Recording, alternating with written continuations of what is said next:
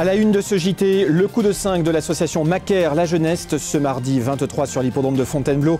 L'entraîneur royanais est avec nous en direct dans ce journal. Nous reviendrons également sur les temps forts de la semaine écoulée. Je vous emmène cette semaine à Agen, Auch, Cagnes ou encore Vincennes. Il y a à nouveau plein de chevaux à suivre, au trot notamment. Et puis au menu de ce journal, l'agenda bien sûr et les pronostics d'un nouveau venu plus exactement. Jean-Charles Foursens-Bourdette qui a fait le papier pour nous pour les réunions de ce week-end. Bonjour et bienvenue, c'est le 20h des courses.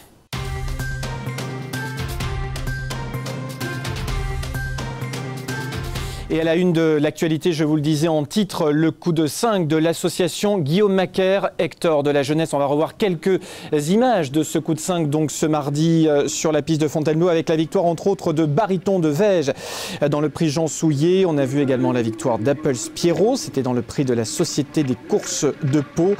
La victoire d'Avocet ou encore de Gamin d'Oudéry et Calotin. Et nous sommes en direct avec Guillaume Macaire pour en parler tout de suite.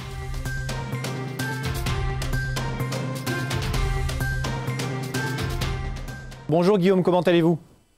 Bonjour, ça va bien.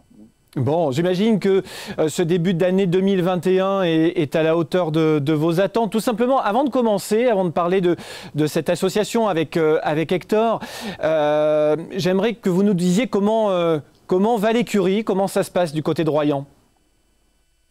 Bon, ça se passe comme tous les ans, hein. Vous savez, la saison fait que recommencer. Il faut un peu... D'abord, on est très subordonné au fait d'avoir des bons chevaux ou pas. Puis après, des bons chevaux, après des engagements qui leur vont bien. C'est la preuve, là, ça tombait bien ce jour-là à Fontainebleau. Bon, c'est sûr que quoi, 5 courses, gagner 5 courses, c'est mieux que le contraire. Mais voilà, après, c'est parce que ça veut... faut que ça veuille rire un peu. Vous savez, les courses, ça reste quelque chose d'aléatoire quand même. C'est pour ça qu'on appelle ça la glorieuse incertitude du turf. Mais bon, voilà, c'est heureux parce que ça fait du bien au moral, c'est très important. Quelle est la genèse véritablement? Pourquoi cette association? Qu'est-ce qui vous a motivé, entre guillemets? Ce qui m'a motivé, c'est que je pense que les choses ont énormément changé. Bon, j'allais dire en 20 ans. 20 ans, c'est normal, c'est des cycles dans les chevaux et dans beaucoup de choses. Les cycles de la logique, c'est 20 ans. Donc, au bout de 20 ans, un système en place, il devient caduque. Donc il faut le réactiver, il faut le updater pour qu'il puisse de nouveau être au goût du jour. Donc je pense que aussi il y a des choses qui se sont déroulées dans les 5 dernières années qui ont beaucoup dégradé beaucoup de systèmes. Alors malheureusement, le politiquement correct m'interdit de dire la vérité, mais il y a une vérité qui est terrible que personne ne veut voir, mais elle est là. Et c'est une réalité. Donc aujourd'hui, la seule solution, c'est d'être en permanence chez soi, parce que dès qu'on s'en va... ça peut plus fonctionner comme avant. Il n'en reste pas moins, donc vous avez pris cette décision de vous associer avec Hector de La Jeunesse que vous connaissiez déjà, forcément, parce qu'il était jockey chez vous. Ensuite, il a volé de ses propres ailes. Il revient, il revient auprès de vous. Mais dans l'esprit, est-ce que vous vous dites, voilà, ça sera probablement une phase de transmission de témoins, de passage de témoins. Est-ce que c'est votre état d'esprit? Oui, bien sûr qu'il y a un peu de ça. Parce que moi, aujourd'hui, j'aurais autant de plaisir à me consacrer à mes activités de propriétaire et d'éleveur et plus faire le manager que de faire le garde-chiourme tous les jours. Parce que le métier d'entraîneur, comme le dit finement André Fabre, c'est un boulot de chef de gare. C'est d'être extrêmement rigoureux dans tout ce qu'on fait et que les trains partent à l'heure, c'est tout. Alors si c'est 22, c'est pas 24. Ouais, c'est ça, faut être là. Donc il faut faire la police tous les jours. Et aujourd'hui, on est dans un monde comme ça parce que les gens n'obéissent plus, parce que la soumission n'existe plus, parce que tout ça.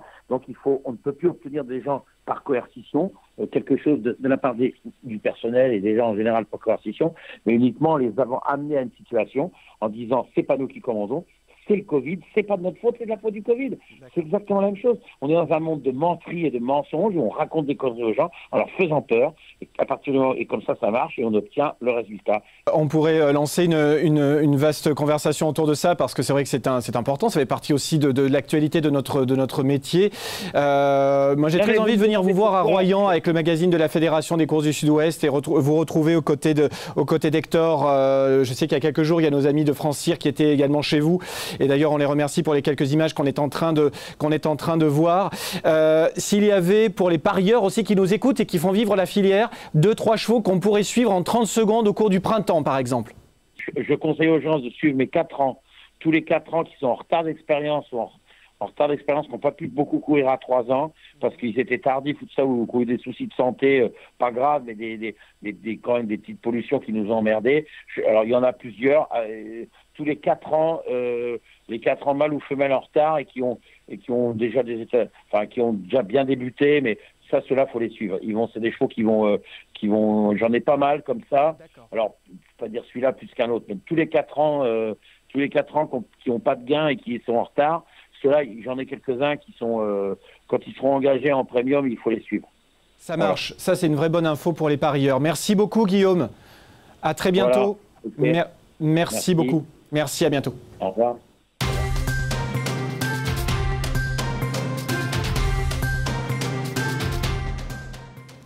Et on démarre notre retour aux courses de la semaine avec Agen, où samedi dernier, il y avait 8 courses au programme.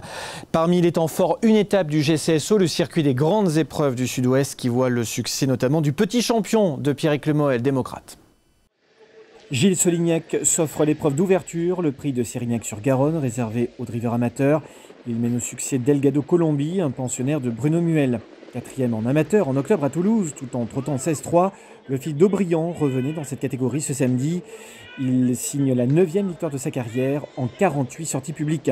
Capable de faire le tour d'un cheval de qualité comme Edelsviker, Delgado Colombi sera à suivre dans ce style de tournoi. Il devance Coquin du Manolé, excellent 2e, et Diola Dubruck, autre bonne note de la course. Elle se classe 3e.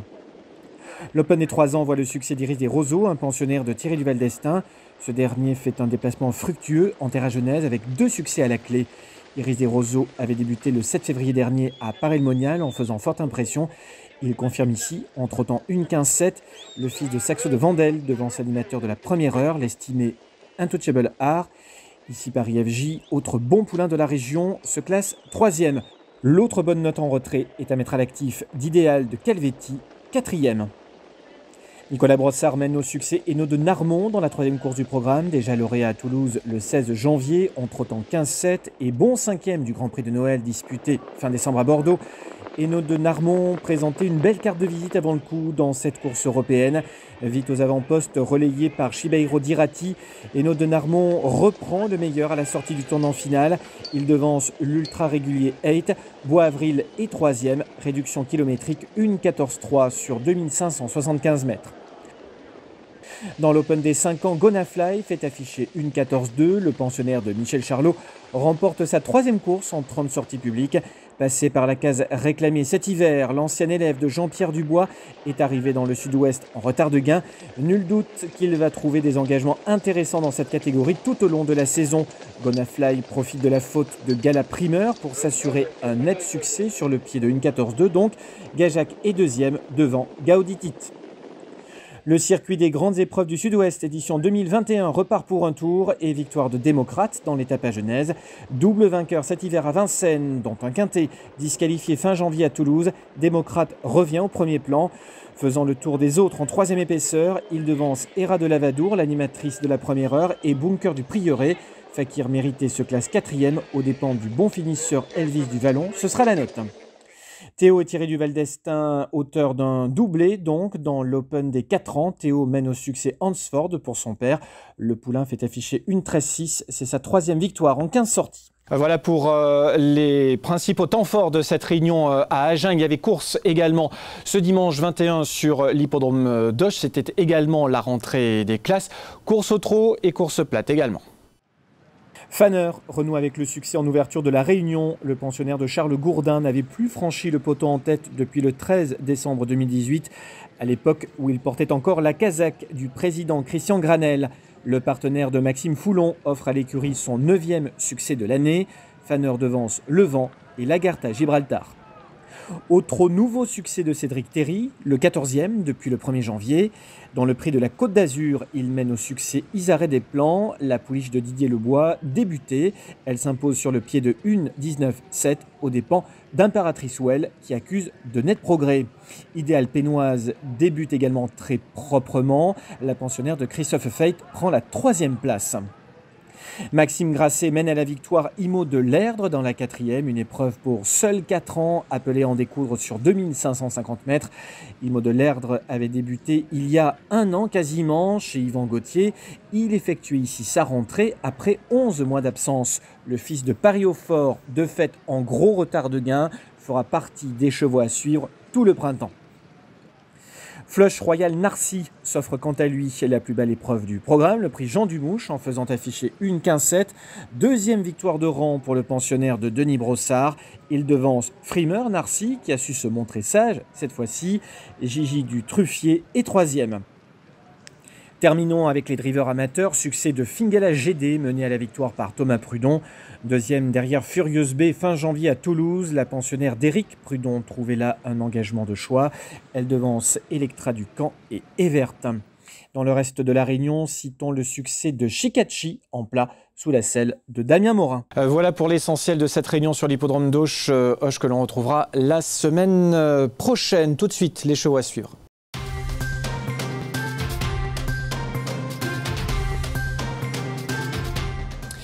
Pas mal de belles notes chez les trotteurs, une belle note également parmi les galopeurs. Et on va se faire un petit plaisir. Fanner, donc, qui s'est imposé sur l'hippodrome d'Auch, vous avez revu les images il y a quelques instants.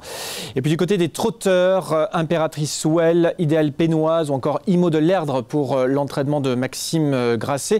Le sujet qui lui est consacré d'ailleurs est en ligne sur www.fcso.tv. On va revenir sur Electra du Camp et Evert également pour sa très bonne fin de course lors de sa dernière sortie. On va tourner la page pour trouver d'autres belles notes. Delgado Colombi, Coquin du Manolé également qui a bien terminé, Untouchable Art qui reste extrêmement régulier, ici Paris FJ qui fait preuve de beaucoup de régularité également, tout comme Bois Avril. Et puis enfin, troisième et dernière page avec Hate, dont on vous a beaucoup parlé depuis le mois de septembre dernier, qui est quasiment toujours à l'arrivée. Démocrate, qui a plaisamment renoué avec le succès double vainqueur cet hiver à Vincennes. Héra de Lavadour, Elvis du Vallon, ça reste tout cela des valeurs sûres dans ce genre de catégorie. Tout de suite, le retour aux courses en dehors des frontières de la Fédé.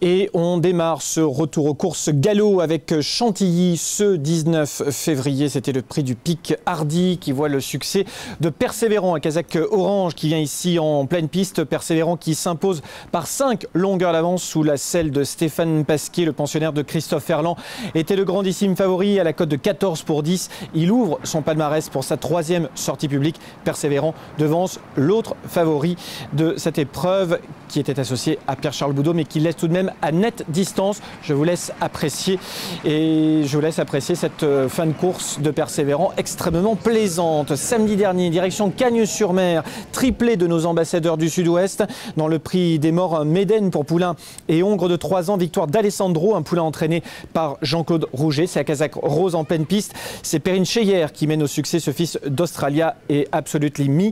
Il avait été battu fin janvier par Gold, un poulain estimé par Christophe Ferland. Alessandro ouvre ici son palmarès, simplement accompagné au bras par sa jeune partenaire. Autre succès du jour pour les hommes du Sud-Ouest, cette fois dans le prix Saunois, une listette pour 4 ans et au-dessus sur 1600 mètres, victoire de Jean-Bernard Ekem en selle sur le Rouget Wally qui devance son poursuivant immédiat de 2 longueurs et demie. Wally porte la casaque de Jean-Pierre Barjon, 6e victoire en 10 sorties publiques pour ce fils de Siouni. Depuis mai 2020, Wally a signé 5 succès en 6 courses. Regardez-le, vient complètement à l'extérieur, accompagné au bras par Jean-Bernard Ekem. Et puis on va terminer cette escapade cagnoise avec ce soleil couchant avec la deuxième épreuve du handicap divisé qui voit le succès de Red Kitten associé à Anthony Crastus. Le jockey testerin totalise désormais 10 succès depuis le début de la saison. Julien Auger, autre jockey basé à la Teste, totalise lui 12 succès. Marlène Meyer est à 8, tout comme Jean-Bernard Ekem, également 8 victoires. Voilà pour ce retour aux courses galop. Et puis on va terminer avec Vincennes et Fantasia de Ligny qui s'impose et qui offre ainsi un 10e succès pour l'entraînement de Yannick Henry. 10e succès au cours du meeting d'hiver de Vincennes. C'était dimanche dernier. Réduction kilométrique une 13-3 aux dépens d'Escapade. C'est Franck Nivard qui a mené au succès la pensionnaire de Yannick Henry. Et encore une fois, on salue toute l'équipe présente, toute l'équipe de Yannick Henry présente du côté de Melun. Un grand bravo à eux. Tout de suite, c'est l'agenda.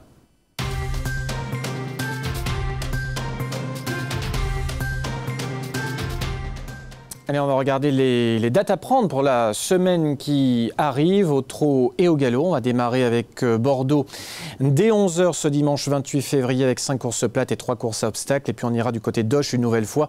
Début des opérations à 13 h 30. Mont-de-Marsan lundi 1er avec 8 courses plates au menu en réunion premium. On retournera à Bordeaux le 5 mars, puis Agen en premium dimanche 7 mars et Toulouse le même jour mais au galop cette fois-ci à 15 h 30 avec une réunion exclusivement réservée aux chevaux de plat. Je précise simplement que les horaires sont toujours à vérifier puisque comme nous sommes toujours en période de course à huis clos, les horaires sont susceptibles d'évoluer. On l'a vu il y a quelques jours à Toulouse où une réunion à semi-nocturne est carrément passée le matin. Donc vérifiez bien à chaque fois naturellement les horaires des courses. Voici donc pour l'agenda de la semaine. On a beaucoup de chevaux qui vont courir un petit peu partout en France samedi et dimanche, ce samedi et dimanche. Et nous sommes en compagnie d'un tout nouveau pronostiqueur dans ce journal, Jean-Charles Foursens-Bourdette.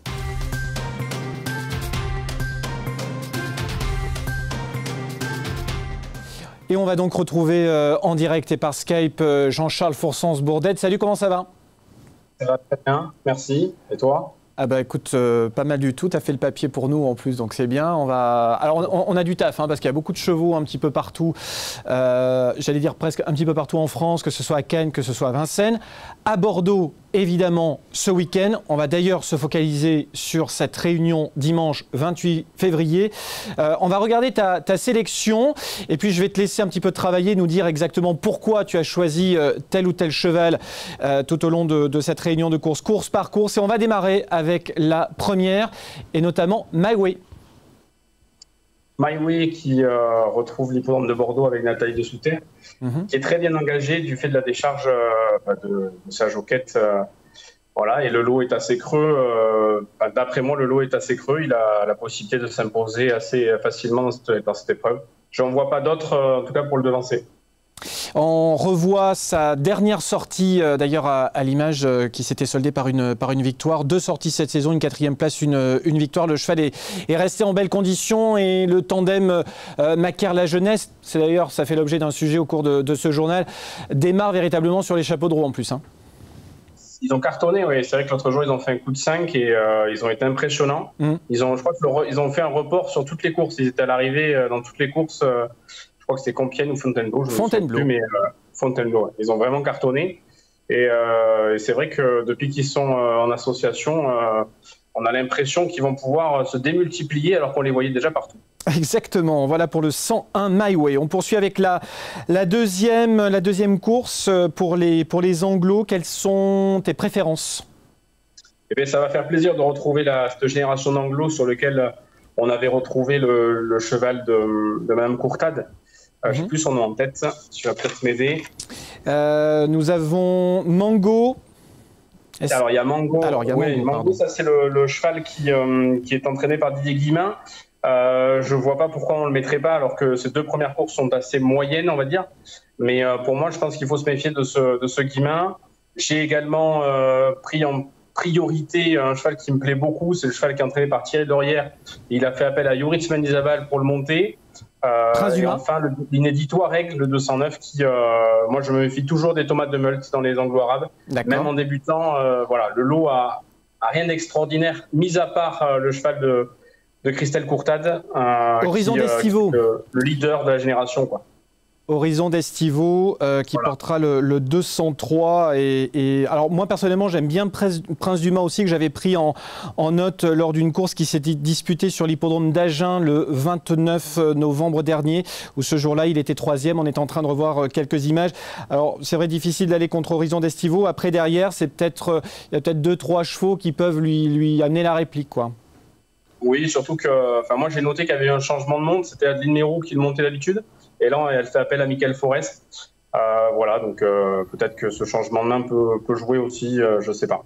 On va poursuivre, Jean-Charles, avec la 3e épreuve du programme. Espoir de Fleurs porte le 307. Il y aura également Etatix au départ de cette épreuve, le 308. Etatix qui connaît la piste de Bordeaux. On l'avait vu notamment faire une bonne valeur au mois de septembre de l'année dernière.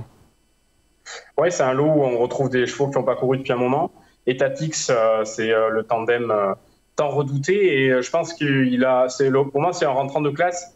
Et il a un gros moteur, peut-être que la carrosserie, entre guillemets, ne suit pas. C'est sûr que ça sera la base de cette course. Et moi, j'ai eu Gianni Sciaffa qui est assez confiant avec Espoir de Fleurs. Et c'est un cheval qui semble apprécier la piste parce qu'il a fait deux fois l'arrivée sur cet hippodrome. La 4e avec notamment Divertissement qui portera le numéro 1. Divertissement, c'est l'entraînement de Jean-Claude Rouget.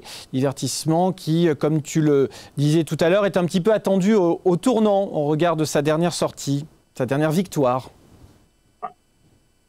Il a fait une grosse impression en débutant. À Cagnes, quand il débute, les Rougets sont souvent attendus dans les Médaines Canois, mais là, il avait vraiment fait grosse impression. Aujourd'hui, il va rencontrer un lot qui est assez moyen, donc qui est largement à sa portée. Il n'y aura pas une grosse cote, à mon avis. Il doit s'imposer et pour pouvoir franchir d'autres paliers par la suite. Dans cette course-là, j'ai vu travailler jeudi à Yao, et l'entraînement de Kevin Bonin et le tandem avec Thorsten Raber. Et il a bien travaillé. J'ai vu passer devant moi, c'était très plaisant. Et j'ai bien aimé le 407 Morwen qui, l'autre jour, dans un réclamé, a tout simplement déposé ses adversaires dès l'entrée ligne droite. Et on sait à quel point Didier Guillemin est habile et sait parfois courir à réclamer pour redonner du moral à ses jeunes pensionnaires. Alors, indication importante aussi pour Morwen, Jean-Charles. Morwen a été supplémenté pour participer à cette épreuve. Tout à fait. Voilà donc pour ce 4e rendez-vous. Ensuite, on poursuit avec la 5e. Et là, tu fais un focus sur 2 chevaux, Place Nette et Nélias. Oui. Pour moi, Place Nette, ça sera une rentrée. Pour moi, en tout cas, c'est une rentrée attendue. C'est un cheval que j'aime beaucoup et qui semble avoir lui aussi un gros moteur. Et il doit s'imposer pour assumer son statut, en tout cas de bon cheval dans l'écurie. Et Nélias, c'est un chaillé qui avait très bien débuté à Auteuil, qui était certes battu d'assez loin, mais ce jour-là, il a eu un parcours école. Et il me semble que cette rentrée peut lui être profitable, mais peut aussi lui voir une chance dans les 3 premiers parce que le lot, encore une fois, semble être assez ouvert. Et on sait que Arnaud Chaillet a fini la saison 2020 sur les chapeaux de roue. Il ne faut pas pourquoi il ne démarrait pas 2021 comme il a fini 2020. Exactement. J'étais à Royan d'ailleurs cette semaine, j'en ai vu. Et notamment, il y avait Nélias dans un des lots qui a effectivement bien travaillé. Puis, bon, là, c'est vrai qu'a priori, c'est plutôt les Royanais qui auraient les clés de la course. Enfin, cela dit, c'est... Oui. C'est comme souvent, j'allais dire. Place Nette, donc le 502 pour le tandem Macaire la Jeunesse et Nélias, le 512 pour l'entraînement d'Arnaud Chaillet. On poursuit avec la 7. Comment ? On pourra prendre note pour ce lot, qui sont quand même de 4 ans, qui sont quand même assez nombreux. Et je pense que pour Auteuil, on va pouvoir prendre des notes. Absolument.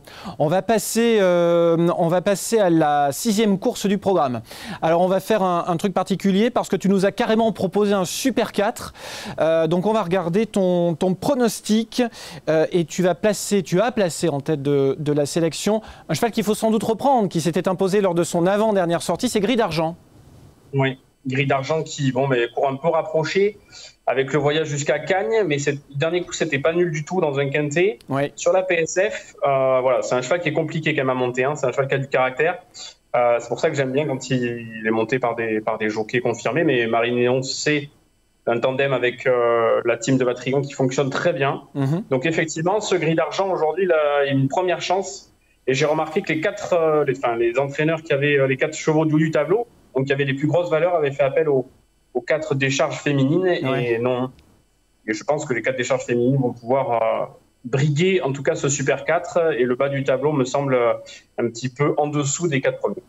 Donc je partirai sur un Super 4 avec l'As en tête. Al-Mashrab pourra finir vite le long de la corde, même si j'aurais préféré que ce soit Jean-Bernard Henriquet dessus. Je lui vois quand même une 2e ou 3e chance et derrière je mettrai Laris et Pastichop. Donc je pars en base de l'As avec 3X et je mets 2, 3, 4 en suivant.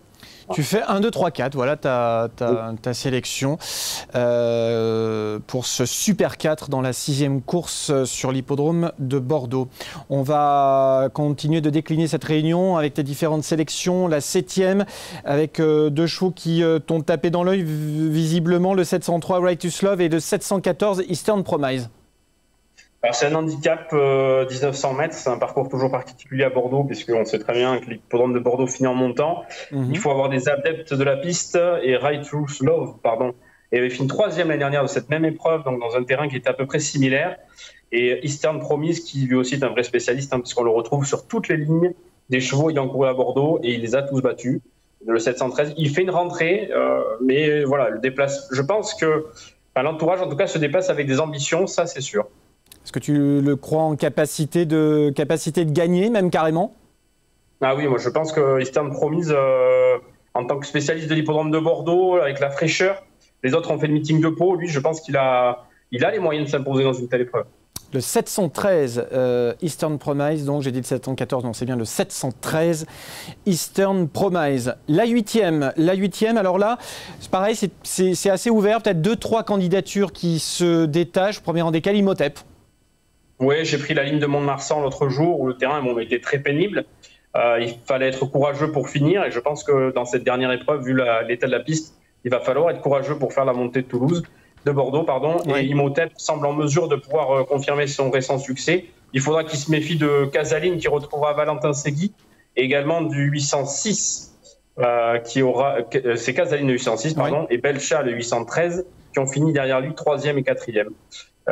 Belcha retrouve Valentin Segui, c'est un cheval qui fait toutes ses courses. Et Casaline, avec la décharge d'Aline Mérou, ça peut aussi faire une belle place, une belle cote dans les 3 premiers. Donc je partirai sur le 802, 806 et 813. C'est bien noté, Jean-Charles, c'est bien noté pour cette réunion bordelaise ce 28 février. Voilà, beaucoup d'infos pour vous qui nous regardez grâce à Jean-Charles Forsens-Bourdette, donc qui a fait le papier. Et cette sélection, naturellement, est à retrouver sur notre page Facebook si vous voulez reprendre, vous poser 2 minutes pour faire le papier dimanche matin. Alors, comme je le disais tout à l'heure, il y a pas mal de chevaux du Sud-Ouest qui vont aller un petit peu partout. On va aller du côté de Cagnes-sur-Mer, notamment. On va regarder un petit peu, on ne va pas forcément trop rentrer dans le détail parce que c'est assez long, mais on va quand même voir, entre autres, Kashinka dans la première course du programme que tu aimes bien, je crois. Oui, Kashinka qui a fait grosse impression lors de ces 2 courses de Pau. Elle a gagné un Médène qui était assez creux, certes, mais elle l'a gagné tellement facilement qu'on peut lui faire confiance. Et j'ai remarqué que Simone Broggi l'avait déjà pré-engagée dans un engagement classique, puisqu'elle est engagée dans le Saint-Alary. Il y a l'opposition, donc il y a le cheval de Jean-Claude Rouget dans cette course-là. Mais je reste persuadé que cette pouliche peut très très bien faire dans cette épreuve et briguer l'une des 3 premières places. Elle a largement le niveau d'une telle épreuve. Il y aura également Waipa dans la 2e course du programme pour l'entraînement de François Roux. Ce sera le 204. Notons qu'Antoine de Vatrigan va faire le déplacement également à Cagnes-sur-Mer avec le 406 Black Panther. Peut-être quelques infos? Black Panther, c'est le premier du turf, j'ai vu, et je trouve que c'est un cheval qui a gravi des échelons et qu'il a trouvé sa voie. Et maintenant, dans le handicap, il est quand même, il est moins bien placé, mais il reste encore un peu de marge pour peut-être en gagner un supplémentaire. Le 506 également, le Marais pour l'entraînement Bentley. Et puis du côté du Grand Prix, parce que c'est la plus belle journée de l'année, enfin de l'hiver, tout du moins à Cagnes-sur-Mer. Il y aura le Grand Prix du département des Alpes-Maritimes, avec notamment une candidature espagnole, celle de Stelvio, qui a retenu ton attention. Oui, parce que l'année dernière, il nous avait donné l'information en fin de meeting de Pau qu'ils iraient à Cannes courir le Grand Prix avec Hippo Démo et il avait terminé 2e. Et là, ils ont également prévu depuis longue date d'aller courir, de faire la rentrée au cheval, qui a été préparée en vue de cet objectif. Et ils vont retenter avec Fayos Martin le même coup qu'ils avaient fait l'année dernière. Donc moi, je reste persuadé qu'à une grosse cote, il peut très bien se hisser, soit dans un multi ou dans un simple. C'est un jeu amusant et moi, je soutiens cette candidature. Très bien.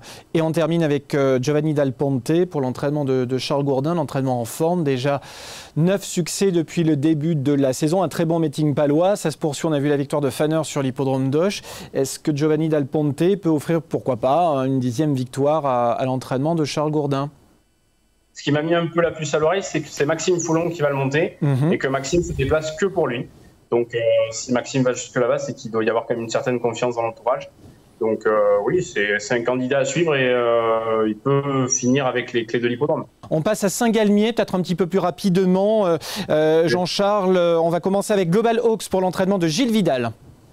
Oui, c'est un cheval qui est très régulier, qui court dans sa catégorie. Bon, les trotteurs, c'est souvent leur catégorie. Mais je remarque que Gilles Vidal est assez adroit sur cet hippodrome de Saint-Galmier.